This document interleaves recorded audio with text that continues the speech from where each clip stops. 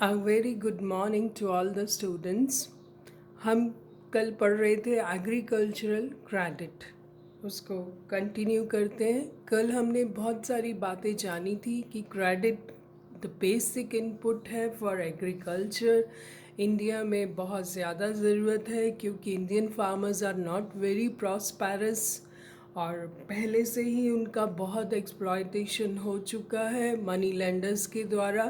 इसलिए आज़ादी के बाद सरकार ने इंस्टीट्यूशनल क्रेडिट पर, संस्थागत साख जो है उस पर ज़्यादा ध्यान दिया और बहुत सारे banks, cooperatives, regional rural banks खोले गए ताकि फार्मर्स को चीप रेट पर क्रेडिट मिल सके। और ग्रीन रिवॉल्यूशन के बाद तो स्पेशली क्रेडिट की ज़रूरत बहुत ज़्यादा बढ़ गई। फिर हमने देखा था types of credit, short term, medium term और long term credit according to the time period. फिर हमने नाबार्ड की भूमिका भी देखी थी और सोर्सेज ऑफ क्रेडिट देखे, इंस्टीट्यूशनल और नॉन इंस्टीट्यूशनल। मैंने आपको बताया था कि नाबार्ड से रिलेटेड बहुत सारे क्वेश्चंस आते हैं। जुलाई 1982 में इस्टेब्लिश किया गया था। उसके बाद से ये कृषि क्षेत्र के लिए बहुत सारे काम करता है। आरबीआई ने टोटल रिस्पॉन्सिबिलिटी नाबार्ड को दे रखी है और इसके अंतर्गत फंड्स जो हैं वो वितरित किए जाते हैं बैंक्स में, कोऑपरेटिव बैंक्स में, रीजनल रूरल बैंक्स में और क्रेडिट सोसाइटीज़ के थ्रू ये पैसा जो है वो पहुंचता है सिर्फ फार्मर्स के पास। नॉन इंस्टीट्यूशनल में हम देखें तो money lenders, traders, commission agents, relative, landlord से भी फार्मर्स पैसा लेते हैं। इतना कुछ करने के बावजूद भी कहीं ना कहीं इनकी भी इम्पोर्टेंस बनी हुई है। अब हम देखें कि एफर्ट्स बाय द गवर्नमेंट ने क्या स्पेशल एफर्ट्स की है। आपने किसान क्रेडिट कार्ड के बारे में सुना होगा। KCC was started in 1998 with the aim of providing short-term loans to farm owners, small cultivators and tenants. किसान क्रेडिट कार्ड इशू किया गया फार्मर्स को कि इसके अगेंस्ट उनको कुछ लोन मिलेगा। शॉर्ट टर्म लोन के लिए थे बेसिकली ये। एप्लीकेशन प्रोसेस को भी बहुत सिंप्लीफाई किया गया ताकि उन्हें ज़्यादा प्रॉब्लम्स ना आए। But according to the agriculture census 2015-16, there are 66.2 million operational Kisan ka credit card against 145 million land holdings.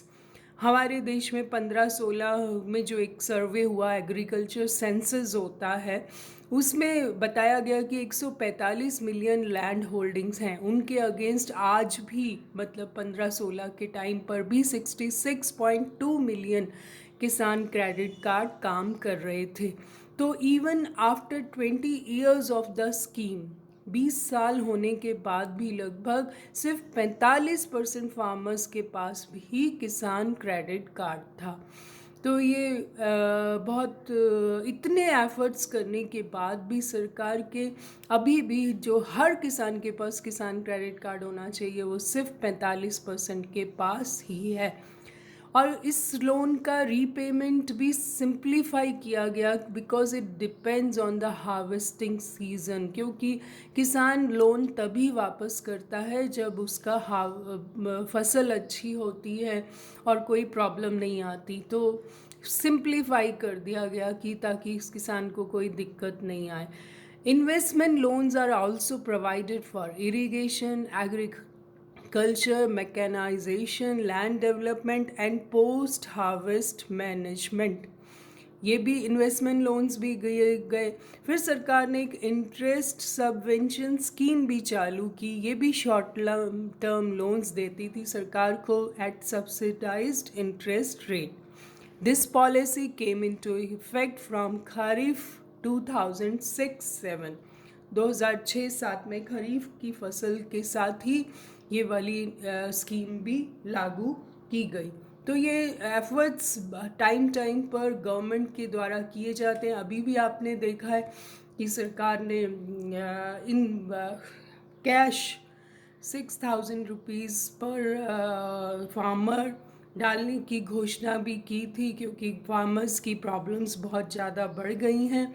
अगर लेटेस्ट डेवलपमेंट्स में हम देखें तो India set a target of making available credit of up to 10 to 15 lakh crore in financial year 2020-21।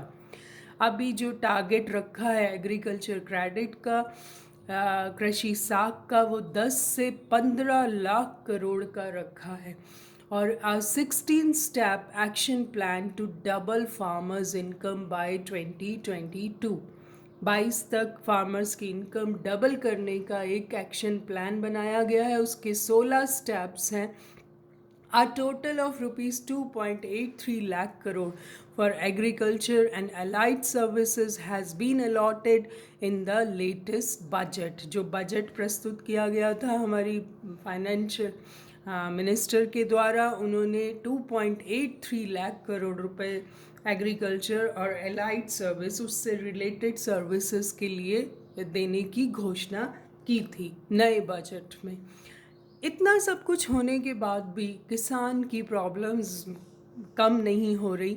तो हम देखें कि ये प्रॉब्लम्स क्यों हैं, क्या कमियां रह गई, क्या दोष हैं जिनकी वजह से अभी भी किसान तक ये पैसा नहीं पहुंच पाता। तो सबसे पहले तो इनसफिशिएंसी ऑफ फंड्स, अपर्याप्तता, कि इतना कुछ करने के बाद भी बैंक्स, आरआरबीज, क्रेडिट सोसाइटीज़ के पैसा देने के बाद भी वो इनसफिशिएंट है, क्योंकि डिमांड बहुत ज़्यादा है। पैसा जो है वो कृषि साख पूरी तरह आवश्यकता से बहुत कम है।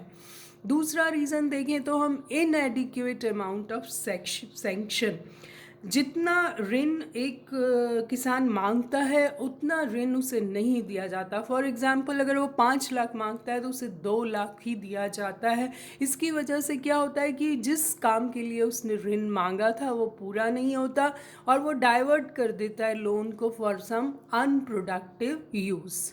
तो उससे क्या होता है कि यूटिलाइजेशन नहीं हो पाता।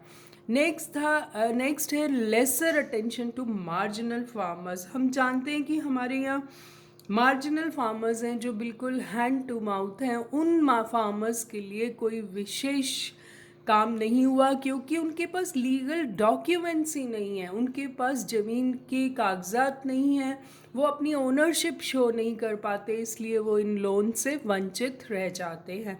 फिर इनएडिक्वेट इंस्टीट्यूशनल कवरेज, कितना होने के बाद भी भारत में कितने बैंक्स हैं, कितनी खोली गई हैं ब्रांचेस खोली गई हैं, फिर भी स्कोप अभी भी लिमिटेड है। देन भ्रष्टाचार, रेड टेपिज्म, इन सब की वजह से भी रिश्वत का बोलबाला रहता है, और प्रशासनिक अकुशलता और विलंब के कारण ये लोन अभी भी किसान तक नहीं पहुंचता। और उसका रिजल्ट क्या होता है? अल्टीमेटली किसान डिपेंड ऑन अदर सोर्सेस, वो आज भी दूसरे सोर्सेस पे डिपेंड रहता है, और उसकी वजह से बहुत प्रॉब्लम आती है। वो फिर महाजन के पास जाता है, वो फिर लैंडलॉर्ड्स के पास जाता है। तो इस तरह से वो जो बेसिक हमारा टारगेट था वो कभी अचीव नहीं हो पाता है।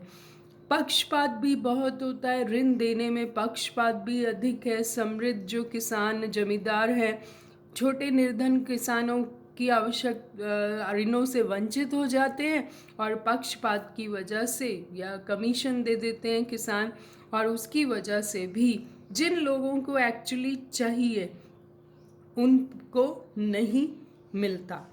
कृषि अनेक दोषों से परिपूर्ण है, और गोरवाला समिति बनाई गई थी, उसने कहा था कि साख कृषक की उसी प्रकार सहायता करता है जिस प्रकार फांसी पर लटकते हुए व्यक्ति को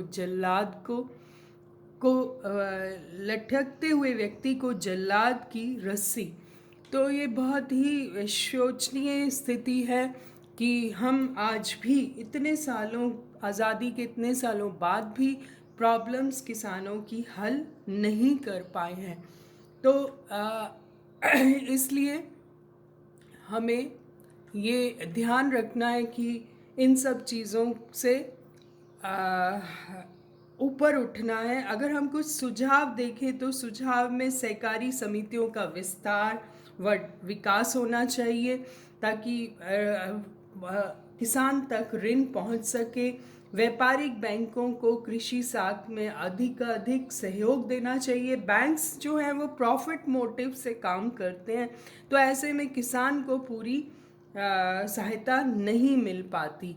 और फिर सहकारी कृषि एवं ग्रामीण विकास बैंकों पर ध्यान देना चाहिए जो कि दीर्घकालीन वित्त प्रोवाइड कराते हैं। उत्पादक ऋणों पर भी जोर दिया जाना चाहिए ताकि अनुपादक किसान लेकर घर के काम करता है वो सब नहीं होना चाहिए। महाजनों की गतिविधियों पर भी नियंत्रण करना बहुत ज़रूरी है। भ्रष्टाचार सबसे बड़ी प्रॉब्लम है, उसको भी रोकना ज़रूरी है। अगर मैं 2018-19 का इकोनॉमिक सर्वे देखती हूँ तो उसमें लिखा है कि if credit is not available to purchase seeds at the time of sowing और it lack of credit delays the administering of fertilizers, it can severely impact agricultural productivity।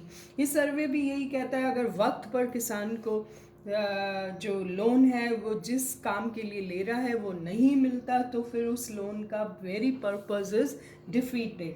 The regional distribution of agricultural credit in India shows that the distribution of credit is highly बहुत अलग है। Means कहीं कुछ states में तो बहुत ज़्यादा है और कुछ में बहुत कम काम हो रहा है।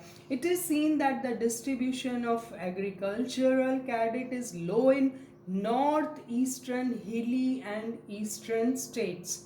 जो हिली एरियाज़ के स्टेट्स हैं या ईस्टर्न स्टेट्स हैं उसमें तो डिस्ट्रीब्यूशन ऑफ क्रेडिट बहुत लो है। The share of north eastern states has been less than 1% in total agricultural credit disbursement। North eastern state का सिर्फ 1% है टोटल क्रेडिट डिस्बर्समेंट में, तो ये बहुत ही अजीब सी स्थिति है। The financial inclusion in the eastern and north eastern India is relatively less as compare to south and west. CRISIL की एक रिपोर्ट आई थी 2018 में, उसके अनुसार साउथ और वेस्ट के स्टेट्स बहुत अच्छा कर रहे हैं लेकिन ईस्टर्न और नॉर्थ ईस्टर्न स्टेट्स में अभी भी साख की बेहद कमी है। The small and marginal holdings constitute majority. 85% small holdings हैं, छोटे खेत हैं, और of total operational holdings in the eastern region, northeastern region and central region, which warrants greater distribution of agricultural credit disbursement to this region। अगर हम east और north eastern regions में साख प्रोवाइड कराएं फार्मर्स को तो बहुत कुछ हो सकता है, बहुत सारे अचीवमेंट्स और आ सकते हैं। तो इस तरह से हमने देखा कि ये एक बहुत ही इम्पॉर्टेंट टॉपिक है, बहुत सारे इसमें क्वेश्चंस बनते हैं। आप इस टॉपिक को अच्छे से तैयार करें और भी नोट्स ऐड बनाएं और इसका अच्छे से इसको तैयार करें। Okay, thank you so much.